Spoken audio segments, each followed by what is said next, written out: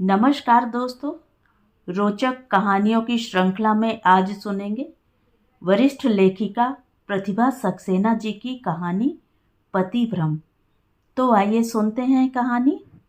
Home करते हाथ जलें चाहे ना जलें, आंखों में धुएं की चिरमिराहट और तन बदन में लपटों की झार लगती ही है। मेरे साथ भी कुछ ऐसा ही हुआ। मेरी बहुत पक्की सहेली थी रितिका। प्राइमरी से बीए तक साथ पढ़े। खूब पढ़ती थी हम दोनों में। दांत काटी रोटी थी। एक का कोई राज दूसरी से छिपा नहीं था। हर जगह साथ रहते थे। लगता था एक के बिना दूसरी अधूरी है। साथ साथ रोए हंसे, शरारतें की, सहपाठियों से लड़ाई झगड़े और मेल मिलाप भी एक साथ किए। स्कूल में हम दोनों दो शरीर एक जान समझी जाती थी। कितनी इच्छा थी एक दूसरे को दुल्हन के रूप में निहारने की, सजाने की, नए नए जीजा से चुहल करने की, पर मनचीती कहाँ हो पाती है। बीए के बाद दोनों की शादियां भी 2 दिनों के अंतर से हुई। इतना कम अंतर रहा कि एक दूसरी के विवाह में शामिल भी ना हो सके। उसका विवाह उसके ननिहाल से संपन्न हुआ था, जो पास के शहर में ही था। शादी के बाद भी पतियों की चिट्ठियां तक शेयर की थी। एक दूसरे से ससुराली नुस्खे सीखे थे, आगे के प्रोग्राम बनाए थे। मैंने तो हर तरह से उसे आदर मान किया, हर तरह से ध्यान रखा, पूरी खातिरदारी करने की कोशिश की। पर बदले में क्या मिला? तीखी बातें और बेरुखी। और नौबत तक यहाँ तक आ गई कि आपस में बोलचाल बंद, चिट्ठी पत्री बंद, घर वालों से एक दूसरे के हाल चाल पूछना भी बंद। मुझे अक्सर उसकी याद आती है। उसे भी जरूर आती होगी। पर बीच में जो खाई पड़ी है, उसे पार करना न मेरे बस में रह गया है न उसके। होनी कुछ ऐसी हुई कि हम दोनों के विवाह भी छुट्टियों में तय हुए। वह अपनी ननिहाल गई हुई थी और वहीं पसंद कर ली गई, और इधर मेरी शादी का दिन मुकर्रर हुआ। उसके ससुराल वाले चट मंगनी पट ब्याह चाहते थे। नतीजतन दोनों के फेरे 2 दिनों के अंतर से पड़ने थे। हाँ, बस 2 दिनों के अंतर ने हम लोगों को दूर कर दिया। एक दूसरी के विवाह में शामिल होने की तमन्ना मन की मन में रह गई। नए क्रम में थोड़ा एडजस्ट होते ही दोनों को एक दूसरी की याद सताने लगी। नए नए अनुभव आपस में एक्सचेंज करने की आकांक्षा जोर मारने लगी। इधर मेरे पिताजी का ट्रांसफर हो गया और मायके जाने पर भेंट होने की संभावना भी समाप्त हो गई। दोनों के पति हमारी घनिष्ठता से परिचित हो गए थे। उनकी भी एक दूसरे से मिलने की इच्छा थी, और हम दोनों तो उतावले बैठे थे कि कब मुलाकात हो। एक दूसरी के पति को देखा तक नहीं था। शादी के फोटोज का आदान प्रदान हुआ था, पर हमारे यहाँ तो दूल्हा दुल्हन का ऐसा स्वांग रचाया जाता है कि असलियत जानना नामुमकिन। एक दूसरी से मिलने का मौका ही नहीं मिल रहा था। कभी मेरे घर की बाधाएं, कभी उसकी मजबूरियां। 1.5 साल निकल गया, तब कहीं जाकर एक साथ होने का प्रोग्राम बना। बना क्या, तलवार फिर भी सिर पर लटक रही थी कि कब किसके पति के सामने कुछ और इमरजेंसी आ जाए और मामला फिर टाएं टाएं फिस।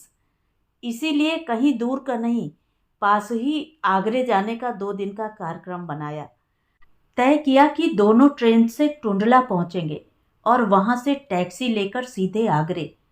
2 कमरे अच्छे से होटल में बुक करा लिए हैं, एक तेरे लिए एक अपने, मैंने उसे बताया।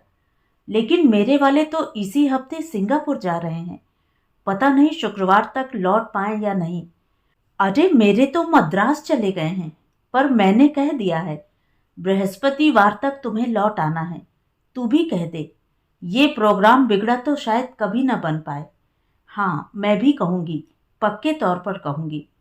हम लोगों के साथ जो होता है एक साथ होता है, शुरू से यही होता आया है। इस बार हम दोनों तो मिल ही सकती हैं। दोनों के पतियों के लिए कोशिश करें, एक के भी आ जाएं तो आसानी रहेगी। पूरा ना सही, आधा ही सही, कुछ तो हाथ आएगा। मैं अपनी तरफ से पूरी कोशिश करूंगी। तो निशा खातिर रह, मैं भी इतनी ही उतावली हूँ। इनका मद्रास वाला काम 2 दिन और बढ़ गया है। मेरा कहना सुनना सब बेकार गया। 3 दिन से फ़ोन की लाइन नहीं मिल रही, रितिका से बात नहीं हो पा रही, पर मुझे विश्वास है वह आएगी ज़रूर। मैं तैयारी में लगी हूँ।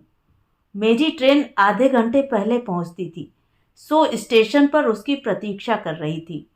ट्रेन आई, मैंने उसे कंपार्टमेंट से झांकते देखा। उसने प्लेटफॉर्म पर डब्बे की तरफ बढ़ते देख लिया था। नीचे उतरते उसने हाथ की अटैची और बैग साइड में पटका और मुझसे लिपट गई। इतने में आवाज़ आई, प्रेम मिलन फिर कर लीजिएगा, पहले अपना सामान संभालिए। एक सूटेड बूटेड आदमी उसकी अटैची किनारे मेरे सामान के पास रख रहा था। आप नहीं देखते तो मेरी तो अटैची गई थी। धन्यवाद। वाह, क्या बढ़िया मैनर्स हैं आपस में। पति को धन्यवाद दे रही है। पता नहीं सेंस ऑफ ह्यूमर है इनका या औपचारिकता। खैर, होगा, मुझे क्या। मैंने ध्यान से देखा तो यह है इसका पति। वह भी उसको ध्यान से देख रही थी। ये क्या हमेशा इसे ऐसे ही देखती है, मैंने सोचा। तो अब टैक्सी ले ली जाए या यहीं खड़े रहेंगे हम लोग, उसके पति से पूछा मैंने। उत्तर रितिका ने दिया, यहाँ रुकने से क्या फ़ायदा, आगरा है ही कितनी दूर। फ्रेश होकर इत्मीनान से नाश्ता करेंगे। हम लोग बाहर निकल रही हैं, आप आगे जाकर टैक्सी का इंतज़ाम कर लीजिए। उसने आश्चर्य से देखा। बोला, मैंने कहा, और नहीं तो क्या, हम लोग जाएंगी। आप यहाँ हैं तो आप ही को करना है। वह अपना बैग लिए लिए चला गया। रितिका, बैग सामान में रखवा देती, बेकार उठाए उठाए घूमेंगे। तूने क्यों नहीं कह दिया, मेरा ध्यान ही नहीं गया। वो नहीं आ पाए, ज़रूर कुछ मजबूरी होगी। चलो, एक का तो है, हैंडसम है तेरे पति, तेरे भी। वैसे फ़ोटो से कुछ समझ में नहीं आया। उसके हिसाब से तो सामने होते भी पहचान नहीं पाती। हाँ, मैं भी। कुली से सामान उठवाकर हम दोनों बाहर निकलीं। ब्याह के बाद पहली बार एक दूसरी को देखते जी नहीं भर रहा था। हम दोनों पीछे की सीट पर बैठ गईं। आप आगे ड्राइवर के पास। माइंड तो नहीं करेंगे, हमें बहुत बातें करनी हैं। क्या करें, आपका जोड़ीदार आ नहीं पाया। पर मैं आगरा नहीं जाऊंगा, यहाँ का काम करके मुझे वापस जाना है। अरे वाह, हम दोनों ने एक साथ कहा। क्या तमाशा है, रितिका ने कहा। आप भी वैसे ही निकले। काम फिर होता रहेगा। कल शनिवार है, परसों इतवार, परसों सोमवार को भी छुट्टी पड़ रही है, तब निपटा लीजिएगा अपना काम। अभी तो हम लोगों के साथ रहना है। कहने में मैं पीछे क्यों रहती, और क्या अकेली छोड़ देंगे यहाँ। वह पसोपेश में पड़ गया। रितिका ने उसका बैग उठाकर अपनी तरफ रखा और बोली, चलिए बैठिए, इतनी मुश्किल से साथ रहने का मौका मिला और आप भाग रहे हैं। कितने दिनों में मिली हैं हम दोनों। आप साथ रहेंगे तो हम निश्चिंत होकर साथ रह पाएंगी। सिर्फ 2 ही दिन तो मिले हैं, कर लें मन की। कहाँ तो 2 शरीर एक प्राण थी। देखिए, मुझे चलने दीजिए। यूं आप दोनों के बीच रहना ठीक भी नहीं। अच्छी तरह एक दूसरे को जानते भी नहीं। जानने में क्या देर लगती है, बस जान लिया आपस में हमने। हम भागने नहीं देंगे। बड़ी मुश्किल से तो मौका हाथ लगा है। अब बैठिए भी। आगरा घूमे बिना हम आपको छोड़ने वाले नहीं। ऐसा था तो फिर आप वहीं से साथ ना आते। और क्या। 2 कमरे बुक कराए थे। एक में मैंने अपना सामान रख लिया। सबने चाय वाय पी। उन लोगों का बैग अटैची भी इसी कमरे में आ गए थे। आपका सामान साथ वाले कमरे में हो जाएगा। वह अपना बैग उठाकर चल दिया। तू भी ले जाना अपना सामान, मैंने रितिका से कहा। देख, बेतुके मजाक छोड़, मैं इसी कमरे में रुकूंगी, तू चाहे तो जा। अरे चिढ़ती क्यों है, चल, हम दोनों साथ साथ रहेंगे। रात में खूब बातें होंगी। पति के साथ तो हमेशा ही रहते हैं। और क्या, उसने हामी भरी। आज का दिन ताजमहल देखने में बिताया जाए, हम दोनों ने तय किया। टैक्सी कर लेते हैं। खाना रास्ते में कहीं अच्छा सा होटल देखकर खा लेंगे। उसका पति बड़ा अस्वाभाविक सा लगा, कुछ बेवकूफ सा भी। कभी मेरी शक्ल देखता, कभी उसकी, और झिझक झिझक कर व्यवहार करता। वह तो उससे भी फ्रीली बात नहीं कर रहा था। कैसे मियाँ बीवी हैं। कभी मुझे उस पर तरस आता था, कभी गुस्सा। मुझे लगा उसे भी हंसी आ रही है। कैसा अजीब व्यवहार लग रहा था उन दोनों का। मैं तो आग्रह पूर्वक खिला रही थी उसके पति को, पर वह तो उससे मुझसे भी बढ़कर आग्रह किए जा रही थी। जबरदस्ती करके परसे जा रही थी। वह जितना मना करता, हम दोनों आग्रह पूर्वक और खिलाने पर तुल जाती। उसके पति का व्यवहार मुझे बड़ा अटपटा लग रहा था। बड़ी असुविधा सी हो रही थी, पर अपनी प्रिय मित्र के पति की मान मनुहार तो करनी ही थी। ताज्जुब ये हो रहा था कि वह खुद अपने पति को बढ़ बढ़कर पूछ रही थी। हद हो गई। अरे, जब मैं पूरी खातिर कर रही हूं तो उसे अपनी सीमा में रहना चाहिए। मुझे कभी हंसी आती थी, कभी विस्मय होता था। अच्छी खासी थी, शादी के बाद कैसी हो गई। उल्टा उसने मुझसे कहा, शादी के बाद ऐसी हो जाएगी तू, मैं तो सोच भी नहीं सकती थी।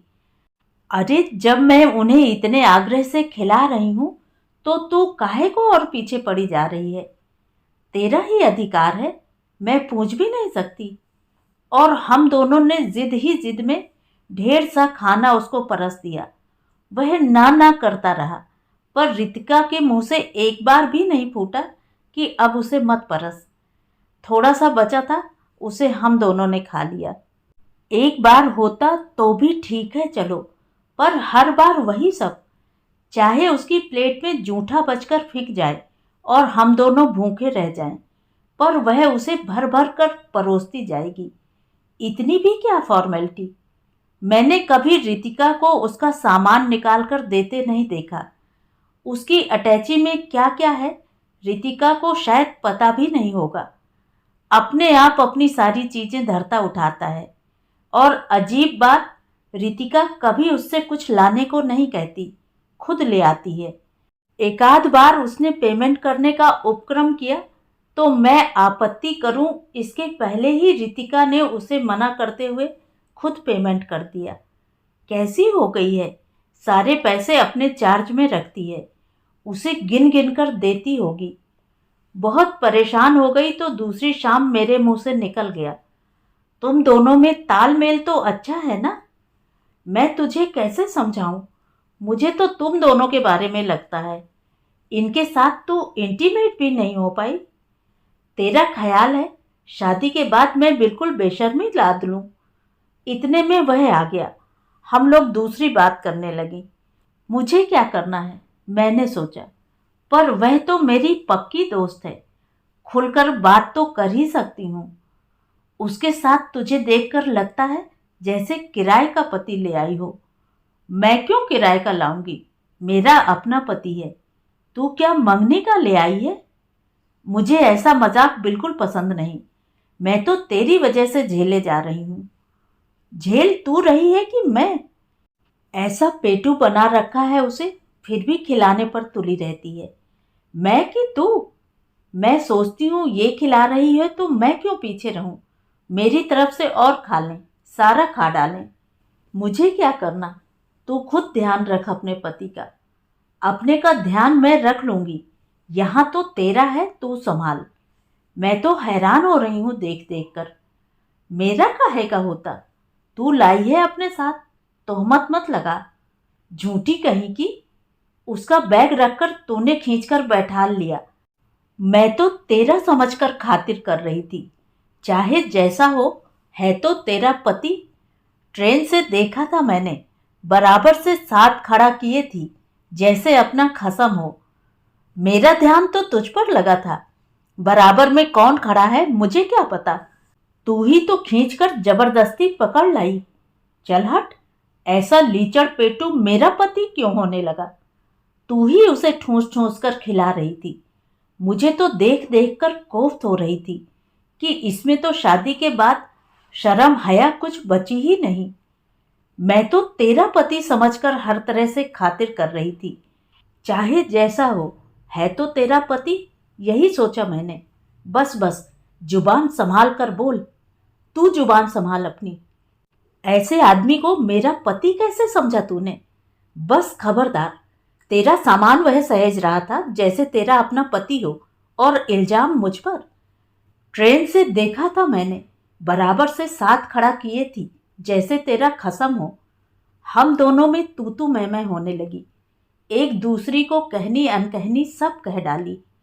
अभी यह प्रकरण चल ही रहा था कि वह आदमी आता दिखाई दिया। हाथ में एक पैकेट पकड़े था, ऊपर झलकती चिकनाई से लग रहा था समोसे कचौरी कुछ लेकर आया है। मैंने झपट कर पूछा, आप कौन हैं? मैं तो। हम दोनों तुली खड़ी थी। वह कुछ घबरा गया। उसकी बात पूरी होने से पहले ही रितिका डपट पड़ी, आप हमारे साथ क्यों चले आए? अपने रास्ते नहीं जा सकते थे? वह सकपका गया। मैं कोई अपने मन से तो आया नहीं, आप दोनों ने इतना आग्रह किया, पर आप बता तो सकते थे। क्या बताता? आपने कुछ पूछा भी? मैं समझा आप दोनों अकेली हैं इस शहर में। बस बस, बहुत हो गया। उठाइए अपना सामान और अपना रास्ता पकड़िए। ये समोसे लाया था आप लोगों के लिए। नहीं चाहिए आपके समोसे, न जान न पहचान। वह चकराया सा खड़ा था। आप लोगों को मैं बिल्कुल समझ नहीं पाया। समझने की जरूरत भी नहीं। रास्ता पकड़िए अपना। अजीब महिलाएं हैं। बुदबुदाते हुए उसने अपना बैग उठाया, एक विचित्र दृष्टि हम दोनों पर डाली और चल दिया। एक दूसरी को कुपित दृष्टि से देखते हम लोगों ने भी अपना अपना रास्ता पकड़ा। मैंने यह बात किसी को नहीं बताई, उसने भी नहीं बताई होगी, मुझे पूरा विश्वास है। कोई बताए भी तो किस मुंह से? पर इसमें मेरी क्या गलती जो वह मुझसे कुपित है? 2 साल बीत गए हैं। अब उसके पति का पत्र मेरे पति के पास आया है। दोनों विस्मित हैं कि हम लोगों को हो क्या गया है, जो चिट्ठी न पत्री, एक दूसरी की चर्चा भी नहीं। वे लोग इसी शहर में एक विवाह में आ रहे हैं। हम चारों मिलेंगे जरूर। देखो आगे क्या होता है। तो ये थी कहानी। कहानी आपको कैसी लगी कमेंट करके ज़रूर बताएं। और अगर मेरे द्वारा सुनाई हुई कहानियाँ आपको अच्छी लगती हैं और आप मेरे चैनल पर पहली बार आए हैं तो चैनल को सब्सक्राइब ज़रूर करें, लाइक करें और अपने दोस्तों और परिचितों में शेयर भी करें। बेल आइकन दबाना बिल्कुल भी ना भूलें। धन्यवाद।